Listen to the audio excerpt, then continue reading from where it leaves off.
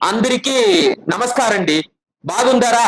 என்னடா தெலுங்குல பேசுற அப்படின்னு கேக்குறீங்களா? இல்ல, உண்மையாகவே நான் தமிழ்நாட்டுல தான் இருக்கேனா இல்லனா எங்கேயாச்சும் ஆந்திரா தெலுங்கானா பக்கம் இருக்கனா அப்படின்னே தெரியல. ஒரே குழப்பமா இருக்கு. சரி, ஏன்டா இந்த குழப்பம் அப்படின்னு கேக்குறீங்களா? இந்தா இவரை பாருங்களேன். இவர் யாருன்னு தெரியுதா? இவர்தான் முன்னாள் திமுக அமைச்சரான ஆற்காடு வீராசாமியின் அன்பு மகன் கலாநிதி வீராசாமி. இப்ப இவர் பாத்தீங்கன்னா வட சென்னையோட எம்பியும் கூட. வட சென்னை எங்க இருக்கு? தமிழ்நாட்டுல. அதுவும் தமிழ்நாட்டோட தலைநகரத்துல இருக்குது. தமிழ்நாட்டோட தலைநகரத்தில் இருந்து தேர்ந்தெடுக்கப்பட்ட ஒரு நாடாளுமன்ற உறுப்பினர் என்ன பண்றாரு பாருங்க.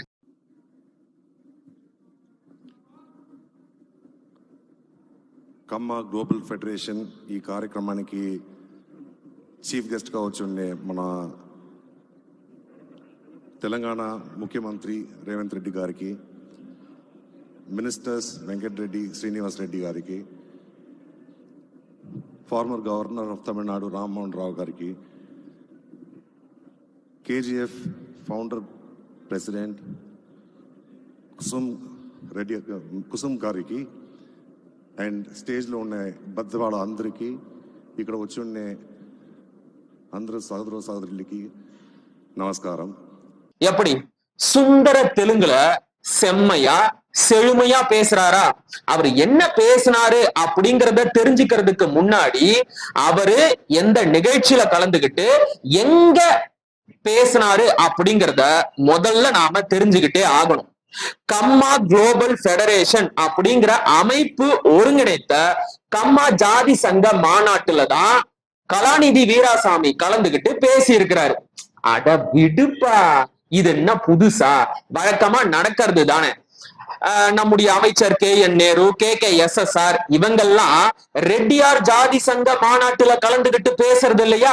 அது மாதிரி இவரும் அவங்களோட ஜாதி சங்க மாநாட்டுல கலந்துகிட்டு பேசுறாரு. இத போய் பெருசா பேசுறியே அப்படின்னு கேட்டீங்கன்னா அதான் இல்ல, அதுக்குள்ள பெரிய ட்விஸ்டே இருக்கு.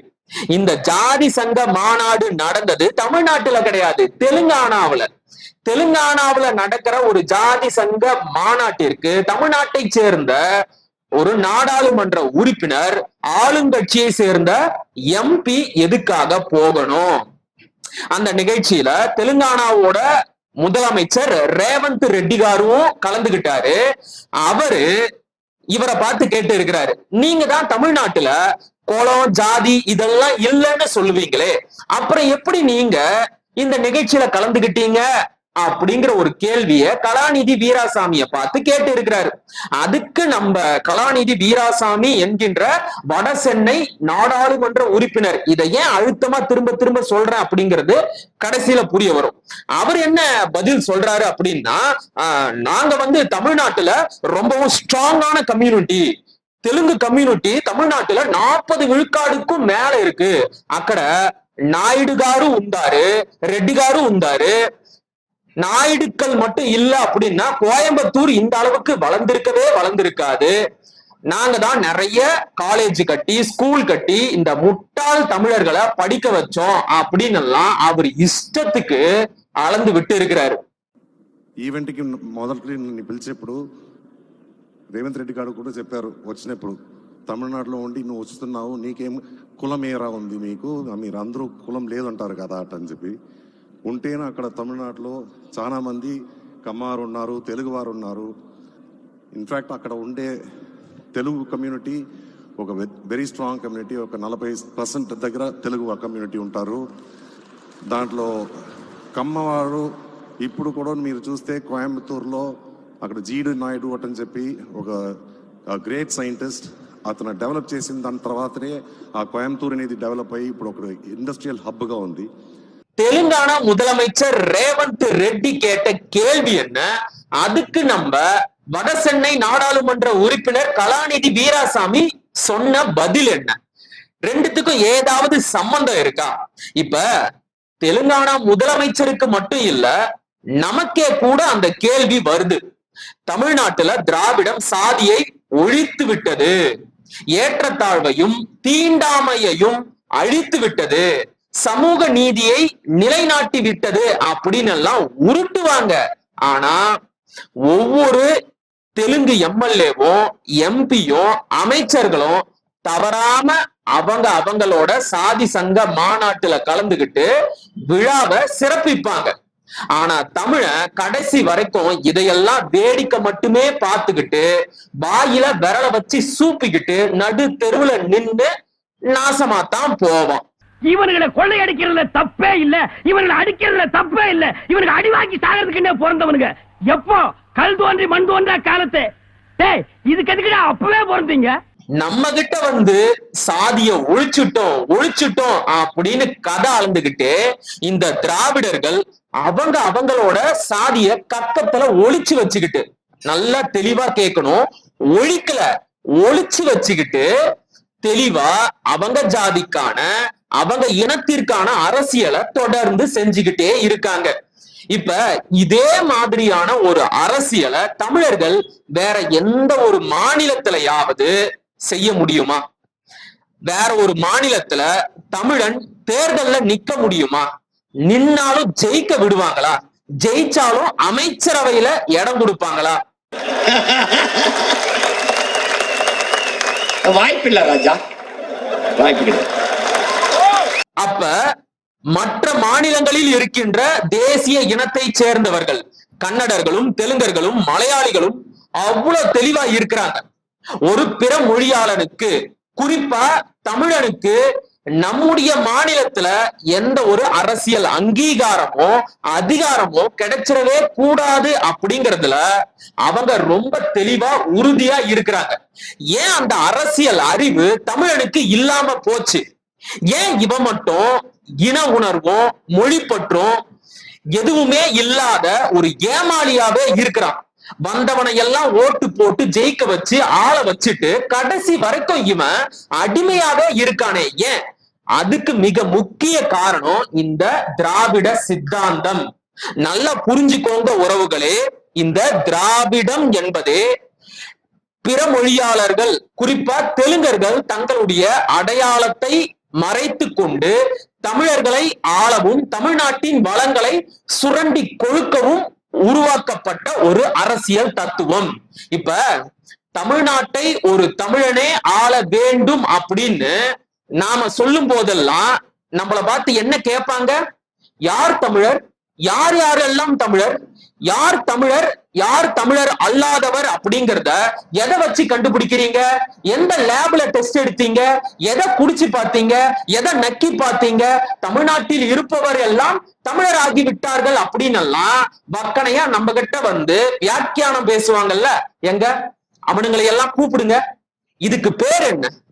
எப்படி தமிழ்நாட்டை சேர்ந்த ஒரு நாடாளுமன்ற உறுப்பினர், அதுவும் ஆளுங்கட்சியை சேர்ந்த ஒரு நாடாளுமன்ற உறுப்பினர் தெலுங்கானாவில் நடக்கின்ற சாதி சங்க மாநாட்டுல கலந்துகிட்டு தெலுங்குலேயே வரவேற்பு உரை கொடுக்க முடியும்? அவரு தன்னுடைய இன அடையாளத்தோட தன்னுடைய தாய்மொழி பற்றோட இருக்கும் போது தமிழ்நாட்டுல இருக்கிறவங்க எல்லாம் தமிழர் ஆயிட்டாங்க அப்படின்னு சொல்றீங்களே, இதெல்லாம் சரியா? இவனுங்களுக்கெல்லாம் எவ்வளவு எகத்தாலும் கொழுப்பு பாருங்க. தமிழ்நாட்டுல தேர்தல்ல நின்னு தமிழனோட ஓட்ட வாங்கி ஜெயிச்சுட்டு அவன் வரி பணத்துல சம்பளத்தை வாங்கிட்டு தமிழனையே நக்கல் பண்றது. என் நெத்திய நல்லா பாருங்க, இதுல கேனப்பைய அப்படின்னு எழுதியிருக்கா இல்ல? அப்ப நான் என்ன இழிச்ச வாயனாடா? அப்புறம் என்னமோ சொன்னாரு, தமிழ்நாட்டுல நாங்க 40 விழுக்காடு இருக்கோம், ரொம்ப ஸ்ட்ராங் கம்யூனிட்டியா இருக்கும், நாங்க மட்டும் இல்ல அப்படின்னா அங்க எதுவுமே நடக்காது, நாங்க தான் இந்த மக்கு தமிழர்களுக்கு கல்லூரி பள்ளிக்கூடம் இதையெல்லாம் கட்டி படிப்பறிவையே கொடுத்தோம், கோமணங்கட்ட சொல்லி கொடுத்தோம், பல்லு வளர்க்க சொல்லி கொடுத்தோம் அப்படின்னு எல்லாம் அவர் இஷ்டத்துக்கு OLA கதைய விட்டுக்கிட்டே இருக்காரு. 2011 எடுக்கப்பட்ட ஜாதிவாரி மக்கள் தொகை கணக்கெடுப்பின் அடிப்படையில தமிழ்நாட்டுல மொத்தம் 8.5 விழுக்காடு தான் தெலுங்கர்கள் இருக்காங்க. 2.59 விழுக்காடு கன்னடர்களும் 1.40 விழுக்காடு மலையாளிகளும் இருக்காங்க. ஆக மொத்தமா ஒரு 10 விழுக்காடு கூட இல்லாத இந்த தெலுங்கு இனத்திற்கு தமிழ்நாடு சட்டமன்றத்துல 35 எம்எல்ஏ, 9 அமைச்சர்கள், 5 நாடாளுமன்ற உறுப்பினர்கள் இருக்காங்க. இதுக்கு பேரு தான் சமூக நீதியா? இது மிகப்பெரிய சமூக அநீதி. இப்ப புரியுதா இவங்க ஏன் சாதி வாரி மக்கள் தொகை கணக்கெடுப்பை எடுக்க மாட்டேங்கிறாங்க அப்படின்னு? ஒருவேளை சாதி வாரி மக்கள் தொகை கணக்கெடுப்பை எடுத்துட்டா தமிழர்களுக்கு, தமிழ்நாட்டில் வாழும் தெலுங்கர்களின், பிற மொழியாளர்களின் உண்மையான எண்ணிக்கை என்ன அப்படிங்கிறது தெரிய வந்துரும். அப்படி தெரிய வந்துருச்சுன்னு வைங்க, கூடவே தங்களுடைய எண்ணிக்கைக்கு அதிகமான இடங்களை எவ்வளவு ஆக்கிரமிச்சு வச்சிருக்கிறாங்க அப்படிங்கிறதும் தெரிய வந்துரும். அதுக்கப்புறம் சமூக நீதி, சரோஜா தேவி, திராவிட மாடல், திருட்டு மாடல் அப்படின்னு எல்லாம் சொல்லி குறுக்கு சால் ஓட்டி அரசியல் செய்யவே முடியாது. அதனால என்ன பண்ணணும்?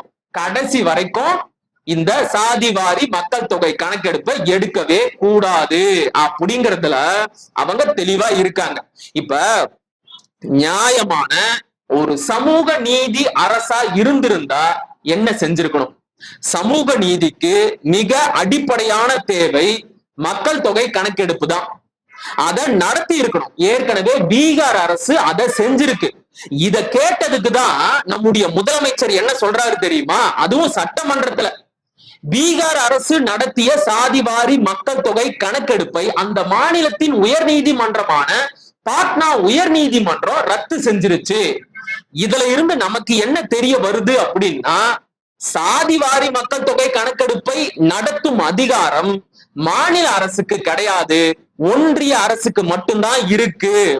சோ ஒன்றிய பாஜக அரசு தான் இந்த கணக்கெடுப்பை நடத்தணும், நான் அதுக்காக கடிதம் எழுத போறேன் அப்படின்னு சட்டமன்றத்திலேயே பச்சையா பொய் சொல்றாரு ஒரு முதலமைச்சர். உண்மையாகவே பாட்னா உயர் நீதிமன்றம் என்ன சொல்லுச்சு? பாட்னா உயர் நீதிமன்றம் ரத்து செஞ்சது பீகார் அரசு எடுத்த சாதிவாரி மக்கள் தொகை கணக்கெடுப்ப இல்ல, அந்த மக்கள் தொகை கணக்கெடுப்பு அடிப்படையா வச்சு பீகார் அரசு கொடுத்த இடஒதுக்கீட்டை தான் ரத்து பண்ணாங்க. ஏன் அப்படின்னா, இடஒதுக்கீடு 50 விழுக்காடை தாண்டக்கூடாது அப்படிங்கிறது தான் உச்ச நீதிமன்றத்தோட தீர்ப்பு வரையறை. ஆனா பீகார் அரசு அவங்க எடுத்த கணக்கெடுப்ப அடிப்படையா வச்சுக்கிட்டு 70 விழுக்காடு வரைக்கும் இடஒதுக்கீட்டை உயர்த்தி கொடுக்க பார்த்தாங்க. அதாவது அங்க இருக்கிற சாதிகளுக்கான இடஒதுக்கீடு 60 விழுக்காடு, அதுக்கப்புறம் இந்த அரிய வகை ஏழைகளுக்கான இடஒதுக்கீடு ஒண்ணு இருக்கு தெரியுமா, EWS, அதையும் சேர்த்துக்கிட்டா மொத்தம் 70 விழுக்காடு வருது. இது செல்லாது, இது உச்ச நீதிமன்றத்தோட வரம்ப மீறுது அப்படின்னு சொல்லி அந்த இடஒதுக்கீட்டை மட்டும்தான் ரத்து பண்ணாங்க. மத்தபடி பீகார் அரசு எடுத்த சாதிவாரி மக்கள் தொகை கணக்கெடுப்ப அவங்க ரத்து செய்யல. இன்னும் சொல்ல போனா அதை பாராட்டினாங்க. இப்படி ஒரு கணக்கெடுப்பு தேவை, இது ஒரு நல்ல விஷயம் அப்படின்னு பாராட்டினாங்க. அந்த தீர்ப்பை எதிர்த்து உச்ச நீதிமன்றத்துக்கு போன போது கூட உச்ச நீதிமன்றம் பாட்னா நீதிமன்றம் வழங்கிய தீர்ப்புக்கு இடைக்கால தடை விதிக்க மறுத்துருச்சு. இன்றைக்கு இருக்கிற சூழலின் அடிப்படையில ஒரு மாநில அரசால சாதிவாரி மக்கள் தொகை கணக்கெடுப்பை நடத்த முடியும், ஆனா திமுக நடத்தாது. ஏன்றதான் முதல்லயே நான் சொல்லிட்டேன்.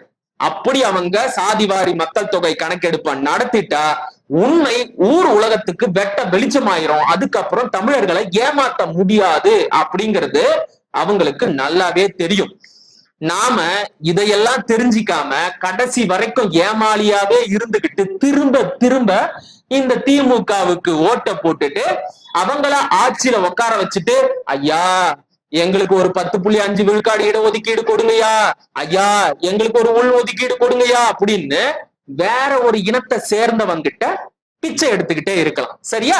மீண்டும் அடுத்த காணொலியில் சந்திப்போம். அதுவரை இணைந்திருங்கள். இது உங்களாய் நான் உங்கள் மகிழன். படிப்போம், பகிர்வோம், பயன்பெறுவோம், கற்போம், கற்பிப்போம், களமாடுவோம். தமிழ் வெல்க, தமிழர் வாழ்க, தமிழ்நாடு வளர்க, தமிழ் தேசியம் மலர்க, மலர்க, மலர்க. நன்றி, வணக்கம்.